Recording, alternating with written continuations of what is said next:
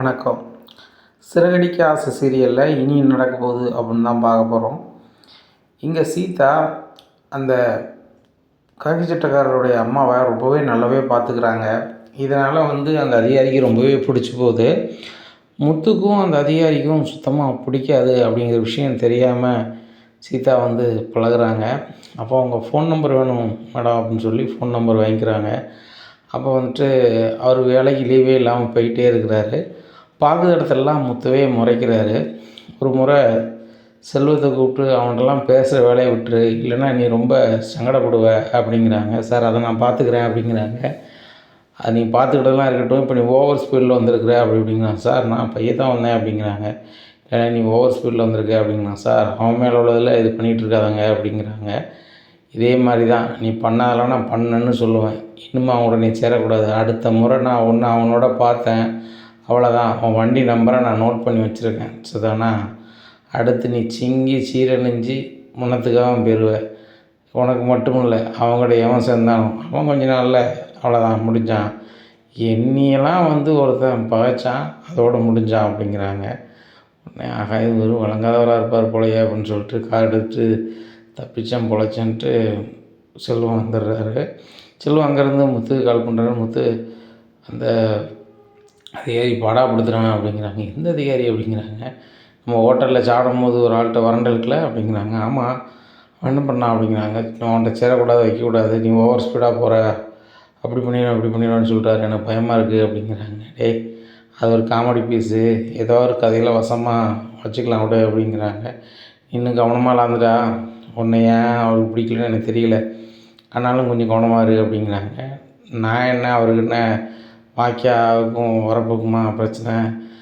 ஒரு தாத்தாவும் பாட்டியும் சாலையோரமாக இருந்து அவங்க ஒரு கடை போட்டிருந்தாங்க. அவங்களுக்கு எடுக்க தான் அந்த பொருளை தான் எடுக்க சொல்லியிருக்காங்களே தவிர்த்து இவங்கள பிடிச்சி நகட்டவோ பெரட்டவோ சொல்லியிருக்காங்க. அதில் அவங்களுக்கு என்னெல்லாம் நடந்துச்சுன்னு உனக்கு தெரியுமில்ல. நம்ம நியாயத்தின் சைடு தான் நிற்கும், இவங்க மாதிரி அநியாயத்துக்கு நிற்கல, பார்த்துக்கலாம். நியாயம் தான் என்றைக்கு நின்று பேசுவோம் செல்வம் அப்படிங்கிறாங்க. அது உண்மை தான் அப்படின்னு சொல்லிட்டு செல்வம் கார் சொல்லிட்டு வந்துடுறாரு. அங்கே வந்தோடனே முத்து கொஞ்சம் கவனமாக இருடா அப்படிங்கிறாங்க. நான் பார்த்துக்கிறேன், உனக்கு வேறு எதுவும் ஒன்றும் இல்லை அப்படிங்கிறாங்க. என் வண்டி நம்பரை நோட் பண்ணியிருக்காங்கண்டா அப்படிங்கிறாங்க. சரி அப்போ ஒன்று செய்வோம், நம்ம நேராக போய் பெரிய அதிகாரியை பார்ப்போம் அப்படின்னு சொல்லிட்டு பெரிய அதிகாரிக்கு போய் பெட்டிஷன் கொடுக்காங்க. சார் இந்த செஷனில் என்னார், அவர் எங்கள் வண்டியெலாம் பார்க்க நேரம்லாம் ஃபைன் போட்டுறோம் அப்படி இப்படின்னு சொல்லிட்டு எங்களை பாடாப்படுத்துகிறாரு சார். நாங்கள் கரெக்டான ஆவணங்கள் எல்லாம் வச்சுருக்குறோம், என்னை மட்டும் இல்லை என் ஃப்ரெண்டையும் இப்படி பண்ணியிருக்காங்க அப்படின்னு சொல்லிட்டு விட்ருக்காங்க.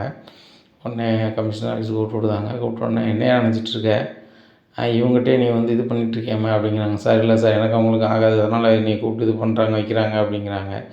ஒன்றும் இல்லை அதுக்கு உள்ள ஆதாரத்தை என்கிட்ட கொடுத்துருக்குறாங்க, இதை பாரு அப்படிங்கிறாங்க. செல்வம் பாக்கெட் செல்லில் அந்த அதிகாரி பேசுனது வீடியோ அப்படியே இருக்குது. உடனே முத்து சொல்கிறாரு, படிக்காமல் நாங்கள் கம்மியாக ஏதாவது ஒரு வேலை பார்த்துட்ருக்கலாம், நீங்கள் படிச்சிருக்கலாம், ஆனாலும் எங்களுக்கும் விவரம் தெரியாதுன்னு நினைக்காதீங்க. என்ன ஊமை மக்களினுடைய குரலாக நாங்கள் என்ன செய்வோம், நாங்கள் வெகுண்டெழுவோம் அப்படிங்கிறாங்க. இதை கேட்ட அவர் ஒரு மாதிரி ஆறாரு. அப்போ அந்த அதிகாரி சொல்கிறாரு, இனிமேலாவது ஒழுங்காரு, இல்லைன்னா பார்த்துக்கோ அப்படிங்கிறாங்க. இப்படி இருக்கும்போது விசாரணை முடிஞ்சு வெளில வராங்க. வெளியே வந்தோடனே டேய் முத்து அப்படின்னு சொல்லி சொடக்கி போட்டு கூப்பிட்றாரு. என்ன அப்படிங்கிறாரு முத்து. என்னோட பெரிய அதிகாரி பார்த்து என்னை அப்படி பண்ணலாம் இப்படி பண்ணலான்னு நினைக்கிறியா? நான் ஒன்றும் இல்லாமல் வேலைக்கு வரல, எனக்கு ஊரில் அவ்வளோ சொத்து இருக்குது, ஆனால் வேலைக்கு போனால் எனக்கு ஒரு மறுவாதின்னு சொல்லி வேலைக்கு வந்திருக்கேன். சரியா? அந்த வேலையை வச்சு எனக்கு ஒன்றும் ஆக போகிறதில்ல, ஆனால் நான் ஒன்றையும் விட போகிறதில்ல அப்படிங்கிறாங்க. நீ என்ன வேணாலும் பண்ணு, ஏன் இப்போ நீ என்கிட்ட பேசிகிட்டு இருக்க கூட வீடியோ ஓடுது, இதை கொண்டு அதிகாரிட்ட கொடுக்கட்டுமா அப்படிங்கிறாங்க. இவனை சும்மா விட மாட்டேன் அப்படிங்கிறாங்க. போய்யா அப்படின்னு சொல்லிட்டு சொல்லிட்டு போகிறாரு. செல்வம் உனக்கு எதுவும் பிரச்சனை இல்லையா அப்படிங்கிறாங்க. நீ இருக்குமோ எனக்கு என்ன பிரச்சனை, எனக்கு உயிர் நண்பன் நீ, எனக்கு ஒன்றா நீ தான் நிற்க போகிற, யாரும் நிற்க போகிறா? எங்கள் அப்பாவுக்கு 60ஆம் கல்யாணமாக இருந்தாலும் சரி தான், யாருக்கு எதுனாலும் சரி தான், நான் உன்கிட்ட தான் நான் கேட்குறேன், எனக்கு சப்போர்ட் பண்ணுறது எல்லாமே நீ தான், பார்த்துக்கலாம் அப்படியே அப்படின்னு சொல்லிட்டு கார் ஸ்டாண்டுக்கு போகிறாங்க. இப்படி இருக்கும்போது சீதா கால் பண்ணுறாங்க அந்த அருணுக்கு. ஃபோன் பண்ணி எங்கே இருக்கீங்க அப்படிங்கிறாங்க. நான் எங்கள் உயரதிகாரியை பார்க்க வந்திருக்கேன் அப்படிங்கிற. வேலை இருக்கா உங்களுக்கு அப்படிங்கிறாமா அப்படிங்கிறாங்க. உங்களுக்காக நீங்கள் சொன்ன இடத்துல காத்திருக்கேன் அப்படிங்கிறாங்க. நான் வந்துட்டு உடனே வரேன்னு சொல்லிட்டு யூனிஃபார்மில் போகிறாங்க. என்னங்க யூனிஃபார்ம் வந்திருக்கீங்க அப்படிங்கிறாங்க. பிறகு நான் வந்துட்டு இதில் தான் நான் வேலை பார்க்கேன், இதில் தான் வர வேண்டியிருக்கு, வேறு என்ன செய்ய அப்படிங்கிறாங்க. 2 பேரும் டீ காஃபிலாம் சாப்பிட்றாங்க. சாப்பிட்டுட்டு இருக்கும்போது அதை சிட்டி பார்க்குறாரு. இவன் ஒரு வில்லங்கமான ஆள்ல, இவன் வந்து யார் கூட டீ சாப்பிட்டுட்ருக்கான் அப்படின்னு பார்க்குறாங்க. இங்கே சத்யாவோட அக்கா, இது சத்யாவோட அக்கா சீதா இல்ல அப்படின்னு சொல்லிட்டு ஒரு மாஸ்க்கு போட்டு பக்கத்தில் போய் உட்காந்துருக்காங்க. 2 பேருமே பயங்கரமாக பேசிகிட்ருக்காங்க. இதை பார்த்துட்டு இவங்க 2 பேரும் என்ன இப்படின்னு பக்கத்தில் உட்காந்து பேசிகிட்ருக்காங்க அப்படின்னு சொல்லிட்டு கூர்ந்து கவனித்தா 2 பேரும் விரும்புகிற மாதிரி தெரியுது. ஓ, இந்த ட்ராக் இப்படி போகுதா, இன்னும் சத்யா நம்மளால் ஒன்றும் பண்ண முடியாது போலயே, இவன் அவங்களுக்கு சொந்தக்காரன் ஆகிட்டான்னா நம்ம சத்யா பக்கத்தில் நோண்ட கூட முடியாத, நம்மளை பற்றிய மைனஸில் அவனுக்கு தெரியுமே அப்படின்னு சொல்லிட்டு அப்படியே முழிக்கிறாங்க. கொஞ்சம் சிட்டி நினைக்கிறது, இன்னுமே சத்யாவை நம்ம ஒன்றுமே பண்ண முடியாது, ரோகிணிக்காக நம்ம ஏதாவது பண்ண போக நம்ம ஏதாவது சிக்கிக்கிட்டு சீரழிஞ்சிட்டு கிடக்கூடாது, ஏற்கனவே இருக்கிற பாதி தொழிலில் முத்து முடிச்சு விட்டான், மீதி தொழிலில் அவன் மச்சினனை வரப்போகிறான், இவன் முடிச்சு விட்டுறக்கூடாது, சரி வராது அப்படின்னு சொல்லிட்டு கிளம்பிடுறாங்க. அப்போ சிட்டியோட ஃப்ரெண்டு கேட்குறாரு, அண்ணா எப்படியாவது சத்யாவை போட்டு விடுக்கலான்னு நீங்கள் என்ன பண்ண போகிறீங்க அப்படிங்கிறாங்க. இன்னும் ஒன்றும் பண்ண முடியாடா, ஒரு வில்லங்காரன்னு இருக்கான்ல அப்படிங்கிறான். ஆமாம், வில்லங்காரன்னு வந்து சத்யாவோட அக்கா சீதா இருக்கான்ல, அவள் கூட சுற்றுறான், அப்படிங்கும்போது வந்து நம்ம என்ன பண்ண முடியும் அப்படிங்கிறாங்க. என்னென்ன சொல்கிற அப்படிங்கிறான். ஆமாம், அவன் பயங்கரமான ஆள், அவன்கிட்டலாம் வந்து நெருங்க முடியாது, அவன் வேலை வேணால் சின்ன வேலை பார்க்கலாம், ஆனால் பெரிய பணக்காரன், ரொம்ப திமிரு பிடிச்சவன், பணத்திமிரு, அது போக வந்து தான் ஒரு அதிகாரிங்க திமிரு இருக்கும், ஆனால் அவன்கிட்டலாம் ஒன்றுமே பண்ண முடியாது, சத்யாவை நம்ம ஏதாவது வச்சுக்கிட்டோம் அப்படின்னா நாளைக்கு அவங்க லைனில் போய் நம்மளை பாடாப்படுத்துவான், சரி பார்த்துக்கலாம், இப்போதைக்கு ஆற போட்டு செய்யலாம் அப்படிங்கிறாரு. சரிண்ணே வாங்கினே போகலாம் அப்படின்னு சொல்லிட்டு போகிறாங்க. இப்படி இருக்கும்போது மனோஜ் வந்து சப்டீலர்கிட்ட வாங்கின காசை யார்கிட்டையுமே திருப்பி கொடுக்கல. அவங்களுக்கு போதுமான பொருளும் போய் இறங்கலை. அதனால் அவங்களுக்கு பயங்கர காண்டாயிருது. எல்லோரும் வந்து மனோஜ்கிட்ட வந்து கேட்குறாங்க, சார் நீங்கள் எங்கிட்ட வந்து டீலராக இருக்கீங்க, சப்டீலர் நாங்கள், எங்களுக்கு பொருளும் வரல, எங்ககிட்ட வாங்கின காசும் திருப்பி தர மாட்டேறீங்க, என்ன தான் நினச்சிட்ருக்கீங்க அப்படிங்கும்போது, சார் தப்பாக நினச்சிக்காதீங்க, உங்கள் காசெல்லாம் ஒரு இடத்துல கொடுத்து ஏமாந்துட்டேன் அப்படிங்கிறாங்க. அதுக்கு நாங்களாக சார் கிடச்சோம், எங்களுக்கு பணம் வேணும், இல்லை காசு வேணும் அப்படின்னு சொல்லிட்டு, இல்லைன்னா பொருள் வேணும்னு சொல்லி பயங்கரமாக பிரச்சனை பண்ணுறாங்க. கடை வாசல்லே இருந்துறாங்க. கடை வாசல்லே இருந்தோன்னா வர கஸ்டமர் யாருமே உள்ளே வராமல் ஏதோ ஓடி போயிட்டுருக்கு அப்படின்னு சொல்லிட்டு போயிடுறாங்க. நிறைய மீடியாக்காரங்களாம் வந்து இதை எடுத்து போடுறாங்க. இதை எடுத்து போடும்போது நிறைய சப்டீலர்கள் ஓனருக்கும் கால் பண்ணிடுறாங்க.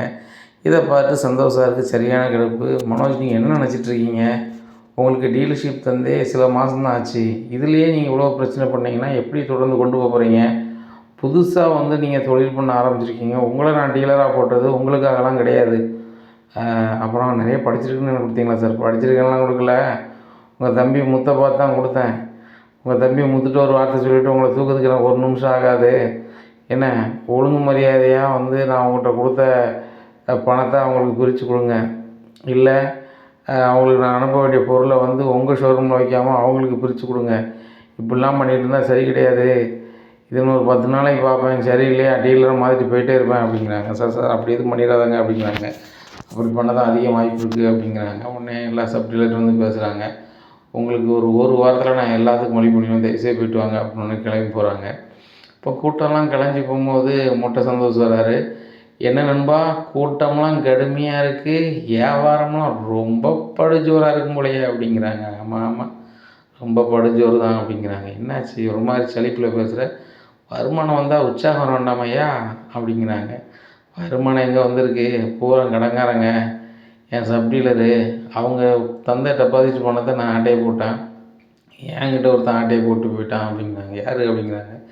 யார், நீ உனக்கு புரோக்கர் கமிஷன் கிடைக்குன்னு சொல்லிட்டு ஒரு கதிரை கொண்டு கோர்த்து விட்டல, அவன் தான் அப்படிங்கிறாங்க. ஐயோ, இது வேறையா அப்படின்னு சொல்லிட்டு, சரி அவனை பற்றி எதுவும் தகவல் தெரிஞ்சா அப்படிங்கிறாங்க. நான் பெட்டிஷன் கொடுத்துருக்கேன், அது போக ரோகிணி அவங்க தெரிஞ்சவங்க மூலமாக விசாரிக்கிறேன்னு சொன்னால் அதை பற்றி எந்த தகவலும் இல்லை அப்படிங்கிறாங்க. எனக்கு தெரிஞ்ச ஒரு ஆள் இருக்கார், க்ளீனாக விசாரித்து இது பண்ணிடுவார், ஆனால் கொஞ்சம் பைசா செலவாகும் அப்படிங்கிறாங்க. மக்கா அதை ரெடி பண்ணி தந்துட்டு எடுத்துக்க வேண்டியதானே அப்படிங்கிறாங்க. பெட்ரோல் போடாமல் வண்டி நகருமா அப்படிங்கிறாங்க. நகராது அப்படிங்கிறாங்க. அதே மாதிரி தான், கொஞ்சம் செலவு கொடுத்தா அவங்க பண்ணுவாங்க, அதுக்கப்புறம் அவங்க எடுக்கிறத எடுத்துகிட்டு கொடுப்பாங்க அப்படிங்கிறாங்க. அதுக்கு இப்போ வழி இல்லையே, கடன்காரங்க கொடுக்குறதுக்கு ஒன்றும் இல்லை, நான் என்ன பண்ண போகிறேன் அப்படிங்கிறாங்க. அதுக்கு ஒரு வழி இருக்குது வா அப்படிங்கிறாங்க. எங்கே அப்படிங்கிறாங்க. எனக்கு தெரிஞ்ச ஒரு வட்டிக்காரர் இருக்கார், அவர்கிட்ட வாங்கி கொடுத்துடலாம் அப்படிங்கிறாங்க. நீ வேறயா, நானே ஏகப்பட்ட வட்டிக்கு வாங்கியிருக்கேன் அப்படின்ட்டு ஒரு பேங்க்காரன் வந்துடுறாங்க. என்ன மனோஜ் சார் எப்படி இருக்கீங்க அப்படிங்கிறாங்க. நல்லா இருக்கேன் அப்படின்னு. நீங்கள் நல்லா இருக்கீங்க, உங்களுக்கு நாங்கள் கிரெடிட் கார்டு லோன் கொடுத்துட்டு நாங்கள் ஒரு நாளைக்கு 10 வாட்டில் வந்துடுவோம், எப்போ கட்ட போகிறீங்க அப்படிங்கிறாங்க. சார் ஒரு வாரத்தில் கட்டிடலாம் அப்படிங்கிறாங்க. உடனே சந்தோஷப்படுறாரு. ஒரு வாரத்தில் அவங்களுக்கு பணம் கொடுத்துருவாங்க, கடன்காரங்களுக்கு அந்த சப்டியில் இருக்குது, இவங்களுக்கு கொடுத்துருவாங்க, எப்படி பெரிய பணம் எதுவும் வருதா அப்படிங்கிறாங்க. உடனே டவார்னு போய் சொல்கிறாரு, என் பொண்டாட்டி மலேசியாவில் பெரிய பணக்காரன்னு உங்களுக்கு எல்லாருக்குமே தெரியும், அவங்க சொத்து வந்து ஒரு வாரத்தில் விற்க போகிறோம், விற்றோன்னே நான் தந்துடுறேன் அப்படிங்கிறாரு, ஏமாத்துறாரு. உடனே சரி சார் ஒரு வாரத்தில் கட்டுங்க அப்படின்னு சொல்லிட்டு போயிடுறாங்க. மனோஜ்கிட்ட கேட்குறாரு மட்டும் சந்தோஷம், அப்படியே ஒரு வாரத்தில் வைக்க போறியா அப்படிங்கிறாங்க. எல்லாம் ஏமாத்துறது தான், ஒரு வாரம் கழிச்சு எப்படியாவது சமாளிக்க முடியுமான்னு பார்க்கணும், ரோஹிணிகிட்ட எப்படியாவது பேசி அவங்க சொத்தை விற்க வைக்க பார்க்கணும் அப்படிங்கிறாங்க. அப்போ என்னையா பண்ண போகிற அப்படிங்கிறாங்க. ஒன்றும் புரியல அப்படிங்கிறாங்க. சரி மனோஜ் கிளம்புறேன் அப்படிங்கிறாரு. என்ன உடனே கிளம்புறீங்க, ஏதாவது வழி சொல்லிட்டு போங்க அப்படிங்கிறாங்க. ஐயோ இந்த வழியாக வந்தேன், அவன்கிட்ட பேசிட்டு போகலான்னா உனக்கு 1000 உதவி இருக்குது, உன் கூட இருந்தோம்னா எனக்கு உதவி வந்து சேர்ந்துடும், நான் கிளம்புறேன் அப்படின்னு சொல்லிட்டு கிளம்பிடுறாங்க. இப்படி நாட்கள் நகருது. சீதாவும் வந்து அருணும் நல்லாவே பழகிட்டு இருக்காங்க. இப்படி இருக்கும்போது சத்யா வந்து சீதாக்கிட்ட ஒரு ஒரு பேக்கில் ஒரு பொருள் எடுத்துகிட்டு போய்கிட்டே இருக்காங்க. நின்றா நின்றா நின்றா அப்படின்ட்டு இருக்கும்போது யார் அது அப்படிங்கிறாங்க. அது வந்துங்க அப்படின்னு சொல்லி பேச ஆரம்பிக்கிறாங்க. டபார்னு அவங்களுக்கு ஒரு ஃபோன் வந்துடுது சீதாவுக்கு ஆஸ்பத்திரியிலேருந்து. உடனே ஆஸ்பத்திரி போகிறேன்னு அவசரமாக போயிருந்தாங்க. நம்ம ஆள்கிட்ட எனக்கே தூக்கிட்டு போகிறான், இவன் வந்து அந்த பொருள் போனால் போயிட்டு போன்னு விடுதா, நம்ம விடக்கூடாது அப்படின்னு சொல்லி சத்யாவை விரட்டி போகிறாங்க. ஆனால் முகத்தை பார்த்துடுறாங்க. இப்படி இருக்கும்போது இந்த நடந்த சம்பவத்தை சிட்டி பார்த்துட்டு சார் அப்படிங்கிறாங்க. நீ என்னையா அப்படிங்கிறாங்க. என்ன சார் அவனை விரட்டு போகிறீங்க அப்படிங்கிறாங்க. இல்லை என் ஆள்கிட்ட வந்து ஒரு பொருள் எடுத்து போகிறான், என் ஆள் அது போனால் போகணுன்னு நினைக்குது, ஆனால் விட மாட்டேன் அப்படிங்கிறாங்க. சார் அவன் ரொம்ப மோசமான ஆள் அப்படிங்கிறாங்க. நீனும் மோசமான ஆள் தானே அப்படிங்கிறாங்க. சார் அவன் என்கிட்ட தான் சார் முன்னாடி இருந்தான், நான் அவங்களால தான் சார் கெட்டு போயிட்டேன், இந்த வீடியோ பாருங்கள் சார்ன்னு சொல்லிட்டு பழைய வீடியோவை போட்டு காமிக்காங்க. இந்த மாதிரிலாம் பண்ணிகிட்ருக்கவன் இந்த மாதிரி வேலை பார்த்துட்ருக்கானா, அப்போ என் ஆள்கிட்டருந்து என்ன தட்டு போனான்னு தெரில, நான் அதை மீட்டு கொடுத்தா நான் வந்து நல்ல பேர் வாங்கணும் அப்படின்னு சொல்லிட்டு அவன் வீட்டு அங்கே இருக்குது அப்படிங்கிறாங்க. இந்த இடத்துல இருக்குது சார் அப்படிங்கிறாங்க. அப்போ தான் சிட்டி சிரிக்கிறாரு. சீதாவோட தம்பி தான் தெரியாமல் பண்ணுறாரு, பண்ணட்டும், நம்மளுக்கு நல்லது தான் அப்படின்னு நினைக்காங்க. உடனே இவரை போய் அதிகாரியை வந்து ஒரு ஆளை வர சொல்லி சீதாவுக்கு பதிலாக வேறு ஒரு பெட்டிஷன் கொடுக்காங்க. கொடுத்து இந்த மாதிரி பொருள் எடுத்து போயிட்டான் அப்படின்னு சொல்லி சத்யாவை கூப்பிட்டு போய் வெளுன்னு வெளுக்காங்க. இனி என்ன நடக்கும் அப்படிங்கிறத பொறுத்திருந்து பார்க்கலாம். நம்ம சேனலை நீங்கள் மறக்காமல் லைக் அண்ட் சப்ஸ்கிரைப் பண்ணுங்கள். நன்றி, வணக்கம்.